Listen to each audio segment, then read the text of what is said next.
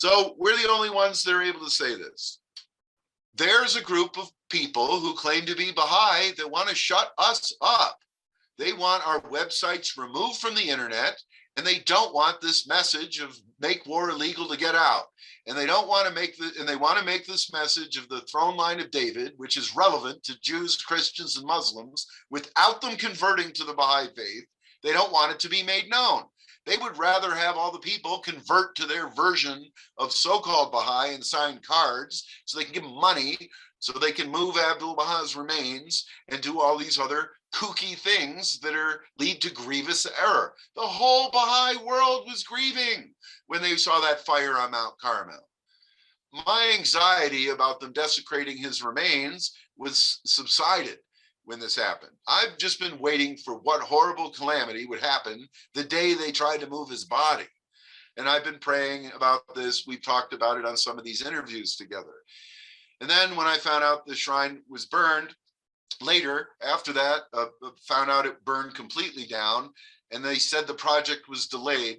They began the announcement for the construction of the bonfire pyre on Rizwan of 2019, and then it burned down on April 8th of 2022. So that's almost 3 years later. So I'm sure they have insurance, and undoubtedly the fire was accidental, set by construction workers. Well, one of the reasons this fire happened, talk about grievous error, is that in order to put the stone together, pour the cement and put the marble on the shrine, they were using these forms that are called EPS, and they're made out of petroleum products, and they're highly flammable. I mean, like dangerously highly flammable. I mean, if you're going to use these forms to pour cement or whatever they were using them for spacing in the stone, and you do the construction work, as soon as you're done using them and the thing's dry, you have to remove them right away because they're highly flammable. And these forms were still in place, EPS. An engineer explained this to me, a guy with an engineering mind explained this to me last Saturday, and that's what caught on fire. And it was so hot, it destroyed the rock and the other things.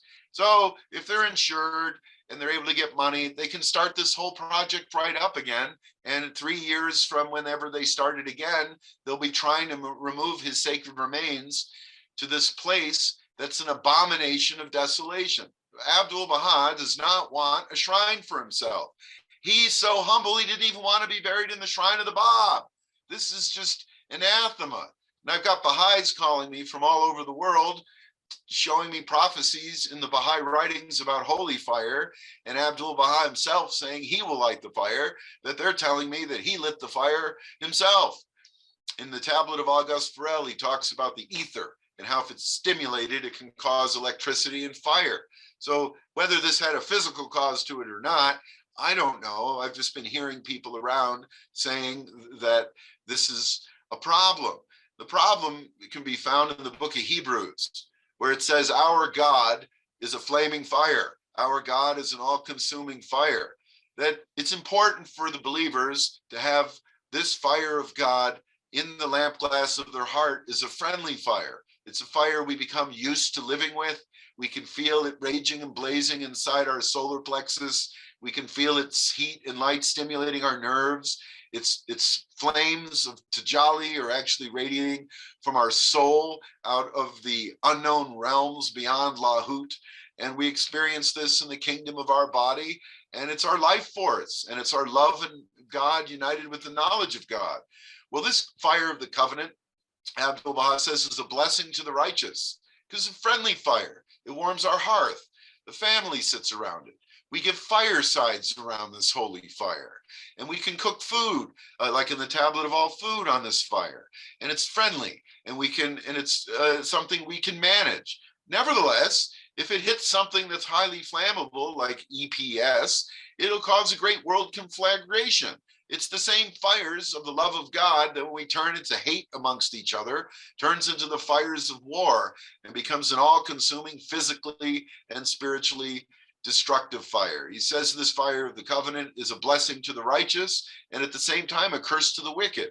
The same lover of God whose soul is ignited on fire with the hakiyakim, the certitude of reality of being on fire with the love of God, is the same fire that the covenant breakers feel is a destructive fire that's destroying everything for them. Well, it's only destroying things that are in opposition to the natural plan of things, the plan of creation, God's plan, where he says his will and intent is indigenous, found in nature in this way, and in the coming of the manifestations of God on the tawhid of the human level in which they give us this revelation. So by them suing us from Mount Carmel, and by the way, we've been in a legal battle with them since the 9/11, that now they've brought this other case. And this last week, since you asked me about it, they sent me a very threatening letter on Tuesday, and they gave me a deadline. They said if I didn't respond by Friday, they were going to turn me over to the court. And, you know, I've been cooperating, but if they want to bunk up that I'm not cooperating or say that I have a contempt of court charge on me by not doing things, or this is all false. I've agreed to meet with them in person several times. They keep asking me to meet with them. And if I'm not able to meet on that day, I just simply ask them if they'll schedule a day. They never consult with me. I've never gotten one letter from them that said, hey, we should have a meeting. What does your schedule look like? And then I send them back my schedule and say, this works for me. And then they write back and says, okay, this will work for us. Instead, they keep sending me angry letters. It's couched in legal terms. It says, we want you to meet with us on this day at this time. And it's like 3 days from now, whenever I get the letter. And I write back and I'm like, this only happened twice. I said, I can't meet that day at that time. I can meet with you the next day. And then they don't write me back. So then they wrote me a letter saying, because I refused to meet with them, which is a lie, they're going to turn me over to the court for some sort of contempt of court charge. So they did this again last Tuesday. So, you know, I'm willing to go to jail for contempt of court over this, I guess. Bahais have seen worse. I don't want to, but it's not going to be something I'm going to be crying and weeping about either. So I wrote him back and said, yeah, I can meet with you whenever you want. So they wrote me back and said, will you meet with us Monday at 2:30? So I wrote them back and said, that's my 6-month medical checkup. Write me again. I can meet with you anytime this week. They haven't written me back at all.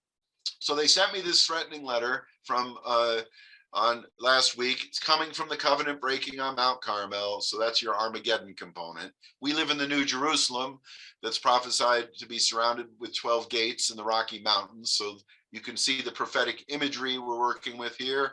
They're on Mount Carmel, Armageddon. We're in the New Jerusalem, trying to make war illegal out there and trying to get the people to cooperate. Like Abdul Baha and Baha, I've guided them to elect the Supreme Tribunal so that all people are human beings with the right to life, the oneness of humanity. It's not that complicated.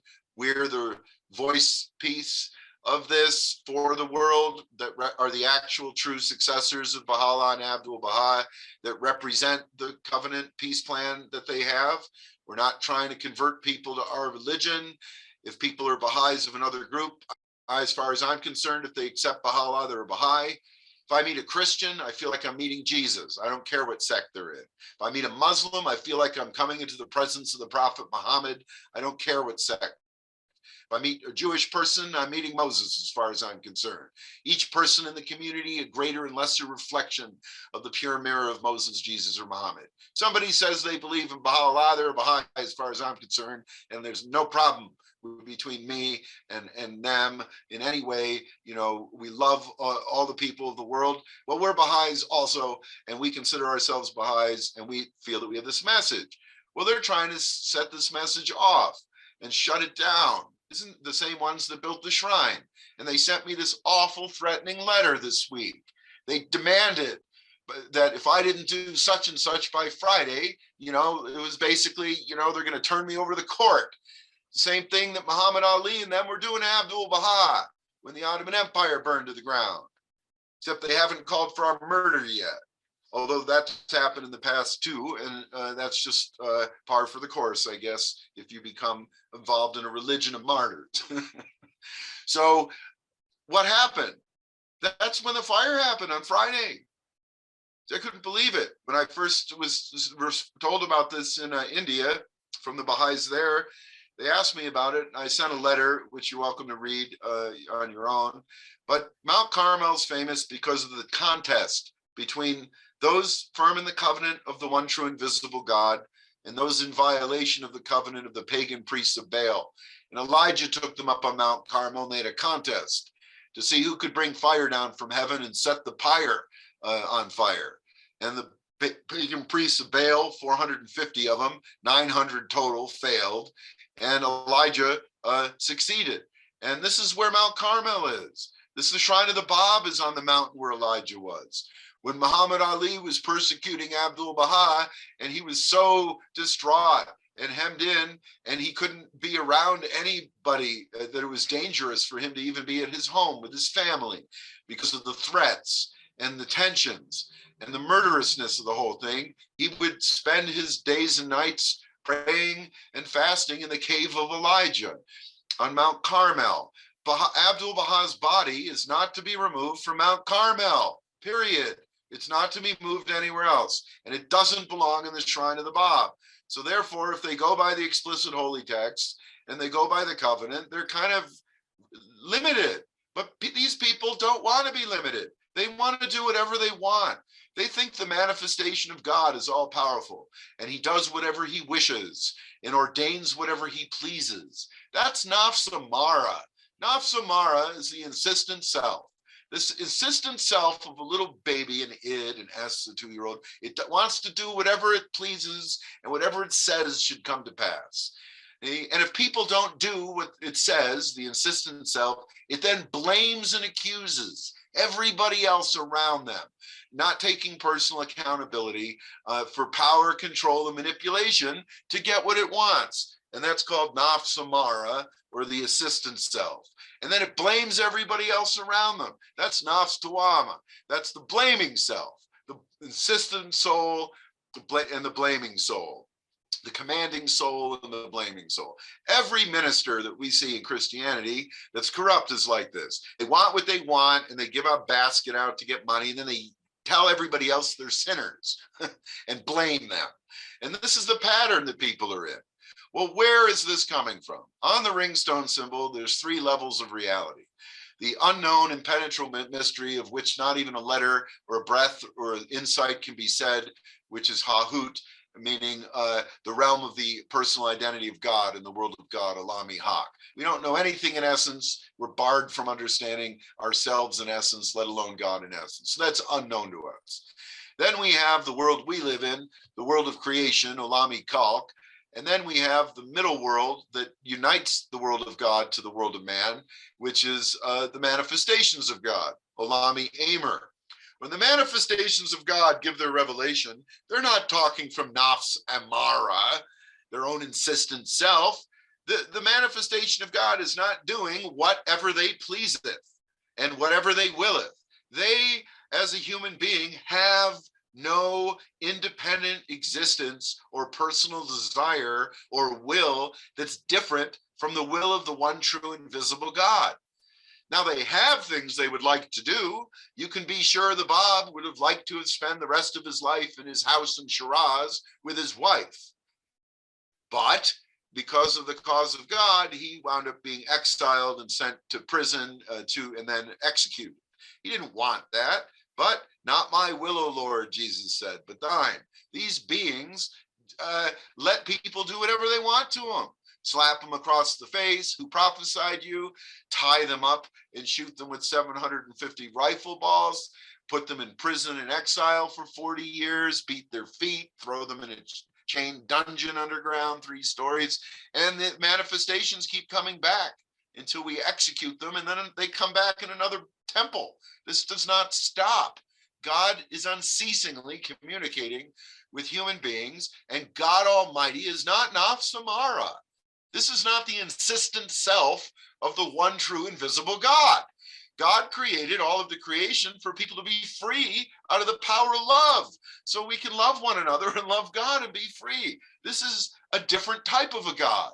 It's the lonely God that had no other gods to associate with. Hear, O Israel, the Lord thy God is alone, achad. This is the lonely God concept. God had no other gods to associate, so he created man so he wouldn't be alone. And he sent the manifestations to educate man so that we could have tawheed with God, the prophets, and ourselves, with no differentiation in our phenomenological experience of our spiritual reality. So the manifestations of God, he does whatsoever he willeth and ordaineth whatever he pleaseth, is not some 2-year-old spoiled little brat person that's nafsamara that wants to get their own way, and when they don't, they accuse everybody else. Now, when the revelation comes from Olami Aimer, it comes along with the critique of what the problem is in Olami Kalk, in the world of creation. Meaning, we need to be spiritualized. It's not them being nafs tawara or tawama, blaming human beings and condemning them. That's not the purpose of this. The light that shines is the revelation of God that's Aimer, and the problems that illuminates are a blessing from God, so we know the work that it is we have to do to continue making things better. As long as the people remain in opposition to the manifestation, you can see why. When the manifestation just breathes some words from Olami Aimer, smack, this comes into opposition against nafsamara, the person who's with their independent, insistent self that they're not going to go along with the command of God or the word of God. They're going to do it their own way, their own plan. And when the revelation says, warning, if you don't go along with Olami Aimer, these calamities and grievous errors that cause horrible grief to you and suffering in this life and the next will come upon you, that's not God or the manifestations blaming or condemning the people from Nafs Tuwara. So the people that have this soul of command want to take command away from God and blame the manifestations for standing in their way. And they want to end their lives thinking they're even doing God a favor. So while these people think they're doing God a favor by exterminating me and this message that's being repeated that originates with Baha'u'llah and Abdul Baha, now an act of God has prevented Abdul Baha's remains from being removed from the holy mountain, and they're not to be removed from Mount Carmel according to what he himself has instructed and what the explicit holy texts of our writings say. So they fall into grievous error. Now, are we going to take this opportunity because of this fire at the shrine of Abdul Baha that's involved with the Holy Mariner prophecy of something like a burning meteor taking place and the future events that are predicted for the covenant of the Baha'i faith on Armageddon, Mount Carmel, and the New Jerusalem in the Rocky Mountains? Seriously? And understand that he said to read that tablet in conjunction with the Howdah that gives the prophecy of the war in the Ukraine, in the Valley of Hamongog simultaneously. Take these things seriously and deeply, and the Baha'is will clean up their act and become educated to the 7 different Baha'i sects and realize that only one of them has the book in the family and the other 6 have nothing to do with the family. And admit that they have nothing to do with the family. The main group states when Rehoboam died, they're no longer connected to the Holy Family. See, they're not connected to the Holy Family. And the other groups have nothing to do with it either. Only the Holy Family continued after Rehoboam died with Mason and Pepi and then the great-grandson of Abdul Baha ad infinitum. The Baha'i prayer says all the world is one household and all the world is one family. When Baha'u'llah passed on, all the Baha'is were part of one holy family.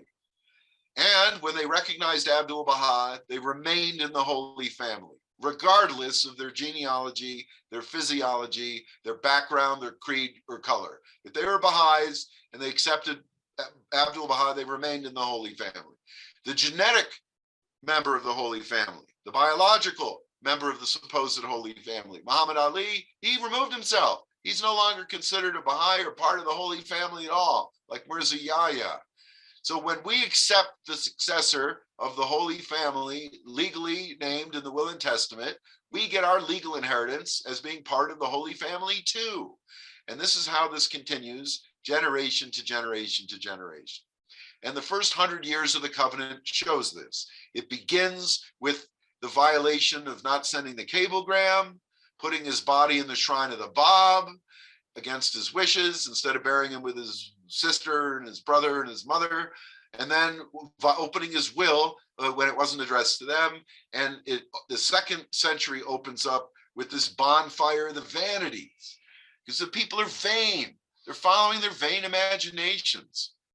Now, they're never going to be able to cooperate to make war illegal without turning, like Madeleine Albright said, to God's revelation as contained in his holy books, and without recognizing the importance of cooperating with the various holy families that still live in the world. The king of Jordan is descended from the prophet Muhammad, from Imam Hussein. There's Sayyids all over the world. The Jewish people are all descended from King David and Abraham.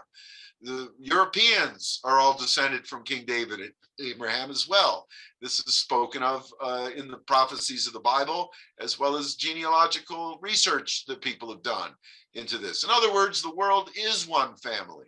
And the throne line of the covenant is a sign from God that we can cooperate together. It just chairs the meeting when the people are assembled so they can talk about their differences amongst themselves.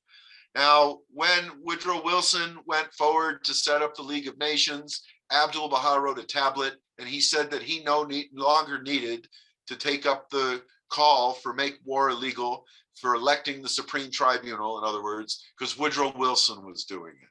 What we're saying is that some people on this planet, whether it's North Korea or Ukraine or somewhere else, are going to become the world leaders for coming together to make a world council that's founded on the premise that war is illegal and the basic human right to life is the reason for this. And this will establish the oneness of humanity. The nations will still be armed to the extent of keeping peace in their borders, and international trade things will have to get worked out, and world health things, but then we can cooperate again. The IMF has stated just this week, at the time of this fire, that world cooperation is at an end because of the war and the pandemic. So this is prophesied of, and this is the timing of this. If we don't have enough insight to understand what I'm saying now about these prophecies, then there's going to be an actual meteor that comes out of outer space, literally, that would wipe out the problem of Mount Carmel. And there will be an actual 1 hour of thermonuclear war that'll kill all of human beings, a third of mankind in 1 hour, most of them in the United States, with every American city, 100,000 or more being the target. And all for nothing, all for nothing. I mean, what do Americans need? Honestly, they're so materialistic. They need something like a spiritual infusion of ancient mystical culture. And the only place that exists is like Iran, North Korea with the Tao, China, other places like this. America's only 200 years old. Even the spirituality in it of Christianity goes back to the Middle East and the Holy Land in ancient Egypt, where the Great Pyramid is, and these other spiritual traditions for the founding of divine civilization. Unless we have peace between the nations and we give up these prejudices of skin color and the names of different religions and traditions, how are we going to have the banquet of all of the cultures and all of the spiritual things and all 9 manifestations and all science and all technology and social opportunity to be educated and things like this? But there's nothing we can do about it other than change ourselves and to speak about what it is we should be working toward and warn people that if they go astray, like it says in the Will and Testament, when they turn to something else, the hands, instead of the universal house of justice that Abdul Baha's son, grandson, and great-grandson are the president of, that was set up in 1951, they'll fall into grievous error. So if the Bahais aren't going to be able to unite, how are the Jews, Christians, and Muslims supposed to unite? So united we stand and divided we fall. Spiritual people from whatever tradition they're in can rally around this one simple point: make war illegal. It's a basic human right, it's the right to life, and we need the election of something different than the World Court, the League of Nations, and the UN that says this in their documents. Then if the nations still want to have war, let them have war. But at least it will be illegal. And because it'll be illegal, that will make people angry that somebody's violating the law. And this will cause all of the nations to stand up on their own together and stop an aggressive nation. They don't need universal, they don't need NATO and other collective security agreements to do this, because they will already be part of the same collective security agreement. As long as Russia is not a part of NATO, it's just the East versus the West. According to the Monroe Doctrine, no foreign power is allowed to have anything threatening the United States in the entire Western Hemisphere, or will make war on them. And this is how the US kind of dominates the politics and the trade relations with many other nation states in the Western Hemisphere. Why do they have the Monroe Doctrine? Why are they advancing NATO? It's because these other nations and countries don't have the rights that God gave the people in their documents for their nation states. They don't state that they're endowed by their creator with the right to life, liberty, and the pursuit of happiness. This is all that the Americans really care about in essence. If China gave all of their citizens the right, endowed by their creator with the right to life, liberty, and the pursuit of happiness, just legally, and Russia had this, or we had an international tribunal that had a real collective security agreement, universal, that included everybody, based on those rights, the United States would dissolve NATO. They don't want to be part of a war. They're afraid that the aggressors of the East will come and overthrow their freedom of the right to life, liberty, and the pursuit of happiness that they've been endowed with by their creator. Well, the Russians and the North Koreans and these other countries, they're armed to the teeth. They don't want American freedoms coming in there. And these corporations that are materialistic, overthrowing their cultures and their values and their traditions and their language and all this other stuff. So both groups are paranoid about the same thing. And both groups on the many parties are all fighting over the same thing. And it's silly because they all want the same thing. They want their borders secured so they can have the right to life, liberty, and the pursuit of happiness. Now, everybody wants those three things. And we have to acknowledge that our creator has endowed us with these unalienably. Inalienable means that if the laws change, they'll take it away. Unalienable means that it's a natural thing that's beyond human beings making this happen.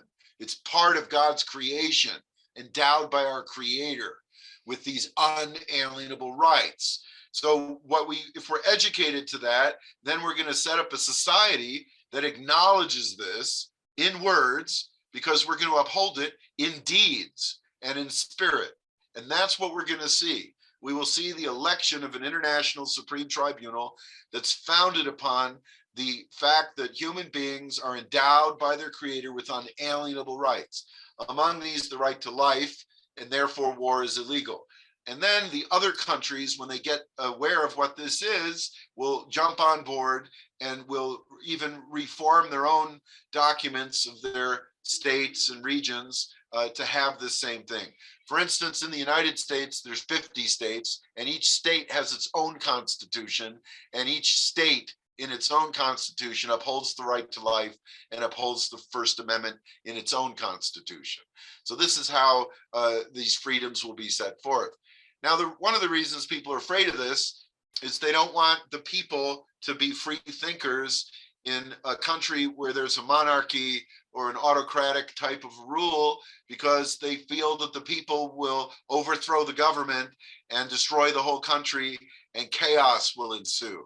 That's not going to happen here, because what's going to happen in this case is something else that's never been seen before, and that's that the average citizen is going to be educated to the point of knowing that if their government is providing their needs, which is no war and the lifestyle they want to have in the country they live in, then they're going to be absolutely loyal and dedicated to their government.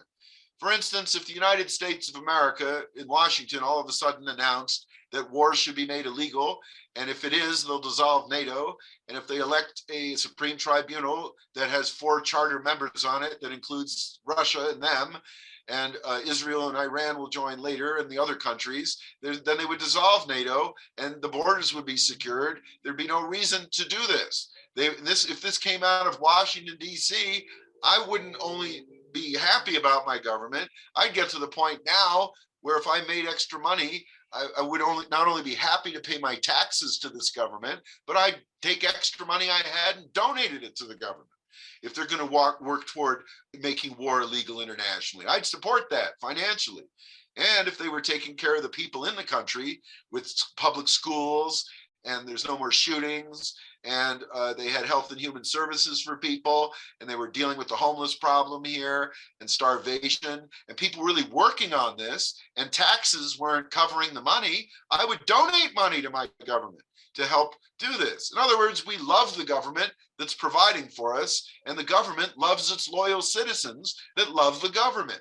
They're never going to get love for all the people in the 56 ethnic groups for the leadership in Beijing by having autocratic system, by explaining the oneness of humanity to all the people and why they should cooperate together, because it's good for them, it's good for you, it's good for me, it's good for everybody. This grows the love of the people for their neighbors, their country, and their government. Also, they will have the ability to elect their representatives to be the administrators of the material affairs of their government. As long as we still keep thinking empire building and king of the hill and becoming president of the United States makes me big and powerful. No, it doesn't. Being the president of the United States is the same thing as being a manager at McDonald's. It's a managerial middle management post that just helps facilitate the transfer of goods and services. It's not like a power position. This is what's wrong with Napoleon and Hitler and Caesar and Nimrod. They got it in their head that if they were in the physical position of managing the flow of goods and service, I can rule the world, or something like this. There's nobody rules the world. God rules the world. We're here to manage things so we can get along with each other and cooperate. And if we can't see the sign of the fire of Elijah burning the shrine of the Bab, where they were going to move Abdul Baha's body from to this remote spot off Mount Carmel, and they can't see that Hamon-Gog is in Ezekiel 37, 38, and 39 for the place where the resurrection of an everlasting covenant of peace, quote unquote, it says, will come from, then how are we going to implement this thing? In other words, through these prophecies, we've demonstrated that this doesn't come from me. This doesn't come from Dr. Jensen. This doesn't come from Masonry. This doesn't come from Shoghi Effendi, and this doesn't come from Abdul Baha. This idea comes from one man, Baha'u'llah, Mirza Hussein Ali Nuri, and he was willing to live the life he lived and suffer what he suffered and be put in prison the way he was and be badly treated by friends and family the way he was, so we could have this simple message that if we don't comprehend anything else in the revelation of Baha'u'llah, that one man spoke forth and said, make war illegal. And that person was Baha'u'llah. And he did it from the Holy Land, and he was the Davidic king on the throne of David that was prophesied to do it, and nevertheless he did it. And he said, in order for this to work, elect democratically a council from all the nations and settle your differences there. How simple is this? And they want this silenced. They want his identity on the throne line of David silenced. They want the Universal House of Justice website that unfurls the flag of the banner of the oneness of humanity, of the genealogy of Baha'u'llah, signalizing the opening of the golden age of Baha'u'llah during the first epoch, removed. They want me to turn over all my books and materials and computers and possessions up for destruction. This is what is going on here. They want this solution and the medicine for the sick world stopped, suppressed, and silenced. And nobody cares. Nobody cares about this court trial. What people in America are concerned about me personally going to federal court over what seems to be a Baha'i issue, and nobody in America really cares or is concerned about like some church property dispute or whatever they think this is, of some obscure religion, Baha'i, that they know nothing about. The Baha'is, at least, of the world should be concerned about this. If I'm in violation of the covenant, well, then shun and avoid me, please. Abdul Baha did not sue Muhammad Ali in court. Abdul Baha did not stop Muhammad Ali from his personal teaching effort. Abdul Baha did not intervene in any way with anything Muhammad Ali was doing.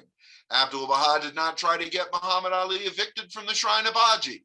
Abdul Baha did nothing involving the legal system of the Ottoman Empire or the beast governments, or meaning materialistic, to try to persecute his brother. Baha'u'llah did not charge Mirza Yahya with things to the Ottoman authorities. He did not bring him to the court. He did not bring him to the government. Mirza Yahya did this against Baha'u'llah. That's how he wound up being imprisoned in Akka, and then he got banished to Cyprus. Shoghi Effendi used the authority of the Will and Testament, which was a legal document, to assert the fact that he was the custodial guardian of the shrines when they kept trying to violate his legal access to the buildings. And this was a court case he was involved in up until the end of his life. Right when he won the custodianship of all the shrines, he died, and the Sands Guardians took it back for themselves. So the Baha'i physical properties have always remained in the possession of those who have come out from under the covenant. Even Muhammad Ali took away all of the writings, the original writings of Baha'u'llah that were in those two trunks. So Abdul Baha didn't have access to the writings either, and that didn't stop him from completing his mission. The same thing is true today. Who is taking who to court and why? We're not suing them. If we are the violators of the covenant, then if you're firm in the covenant, then shun us and avoid us and ignore us, and God will frustrate what we're doing, like he did with Mirza Yahya, Muhammad Ali, and it all came to nothing. By suing us, they're revealing that they're in the position of Muhammad Ali and Mirza Yahya. And by suing us, the only thing they're getting out of it is the other Bahais have a conversation topic to talk about whether we deserve to be sued or not. Now, most of the people in that main group don't know any of this. They all came in after the hands had all died. They're not aware of the fact that Ruia Khnum, a white woman, who they say is a member of the Holy Family and is spiritual, is just as truly a member of the Holy Family as Mason Remy, a white man, a French Huguenot from Washington, D.C. She's from Canada. They're bigots and prejudicial and hypocritical only if they accept Ruia as part of the Holy Family and not Mason Remy, because they're both members of the Holy Family by law. She's the daughter-in-law when she married Shoghi Effendi. He's the son by law of Abdul Baha. Why is this in the Baha'i faith? Because the Baha'i faith's not about racism and pedigree and biology and physiology. And if you're a Jew from the tribe of Judah, or if you're a Sayyid from the line of the Ahlul Bayt, or if you're a Maasai warrior in Africa, or if you're a Welsh mage from England, or if you're a Zen master from somewhere else, or just a farmer from somewhere, that you happen to be like Irish or Italian or Lithuanian or Slavic, or Serbian or something. It doesn't matter. What matters is we're firm in the covenant. When we're firm in this covenant, we're part of the Holy Family, the same way when Ruia Khnum was firm in the covenant, she was part of the Holy Family. Mason Remy was firm in the covenant, he was part of the family. We're all part of the whole spiritual family, which is the family of God. And therefore, the covenant provides a legal line of successorship by which the family can recognize and identify itself in every day and age and in every generation. And looking back 60 years, we can see that those who abandoned the true universal house of justice, with Abdul Baha's legal son as the first president, that Shoghi Effendi acknowledged, have fallen into grievous error. And the world has fallen into error over this Ukraine thing. The question mark is, because this is not nafsamara, this is not condemnation, is how are we going to take this turning point, this crisis of the fire near Carmel and of Elijah, and this crisis of Ham and Gog, and take these energies and spin them into our own personal spiritual growth, as well as the resulting amelioration of the problems amongst the people. According to the tablet of the treatise and leadership, this is all we can do. We can just state the case. but it's up to someone else, like the Woodrow Wilson and Madeleine Albrights of today, to take the spearhead of the front line of the avant-garde in what we need here now, that we so desperately need.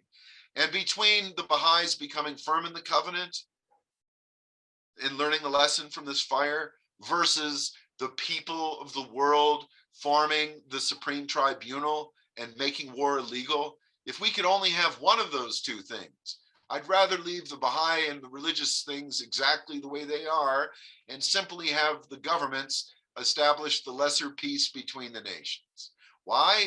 Because when the nations aren't going to fight, then we can continue to have different points of view, and through the contrast of differing opinions, Abdul Baha says, the spark of truth will come out. We need to have differing points of view in religion and in spirituality. We cannot have doctrines, dogmas, and creeds controlling spirituality and our spiritual growth and evolution. And this is why in the real Baha'i faith and the real government of the Baha'i faith, which is the executive branch of the UHJ, that's Davidic, we have a world pure spiritual democracy. Everybody here is diverse in opinion. All academics are welcome. We have one rule: conflict and strife are forbidden, a rigid prohibition in the word. In other words, war is illegal. Conflict and strife are forbidden, a rigid prohibition in the book. So we don't fight with each other, but we debate each other. We have sports. We take different sides. Mostly people take their own side in a council meeting. We have different points of view because peace that people want is death. If you want peace on earth, go to the graveyard. There's people in there that says rest in peace. We don't want this. We want action, activity, competition, power, energy, diversity, growth, evolution. We want these things. And war between the nations is preventing us from having war from the standpoint of friendly competition and the contrast of differing opinions. Well, when we say war, we're talking about conflict and strife, not two people playing golf and say, I'm going to beat you in this competition. They're going to go to war symbolically over golf and then laugh about it afterwards. We're talking about wars that actually kill people, the innocent, children, babies, the sick, and the elderly. That's got to stop. So we can, once that is stopped, we continue to argue and cooperate with each other on certain things. Some things are not worth arguing about. We don't want to have an argument when it comes to World Health Organization and health. We don't want to have an argument when it comes to world trade that's going to stop the flow of goods and services for all the people. Those type of arguments we don't want to have. For instance, in a football game, when they break the rules, the referee has to throw down a flag and the game stops. And then when they settle the dispute and they give them a penalty, if it's moving the ball somewhere, then they can resume. Every time there's something that happens, it interrupts the game. Well, the game is a war. It's two teams playing each other. See what I mean? And when they violate this, the game stops because they broke the rules. Well, the game that human beings could be playing, gamos, comes from the Greek word marriage, that we've espoused the cause of God. We marry one another and we produce children and we proceed from one another. And we want to have healthy competition globally. And every time there's an actual war, it's like they throw down the referee flag and it's like, now you can't grow your crops this season. So you're all going to starve because the Ukraine's the breadbasket of that part of the world. They ain't planting nothing now. So winter's going to come. We're missing a year of food. So it's interrupting, but the real purpose in life is, and that's what I'm saying. Are we going to put the military industrial complex war machine as our Qibli and bow down to it and the god of money that we love that's above all else? Or are we going to put the one true invisible creator universe and everything in it, the indigenous God of reality, indigenous God of the Bible, Tanakh and Quran, the God of Abraham, Isaac, and Jacob, the God of Moses, Jesus, and Muhammad as our Qibli, and not have the war machine and some warmonger as our part of our Qibli? What are we going to do? This is the choice of the people. So in the tablet of leadership, all we can do is give guidance, and it's up to the people individually or nationally how they would like to implement these solutions. But once a person's attained the station of spiritual detachment and living martyrdom and is alive in the kingdom, all of these other problems in the material world that we go through are minor and not that significant. So this is the time that the people can wake up and join reality. And if they see these prophecies, such as the fire at the shrine, at the pyre near Mount Carmel, and this Ukrainian Ham and Gog prophecy,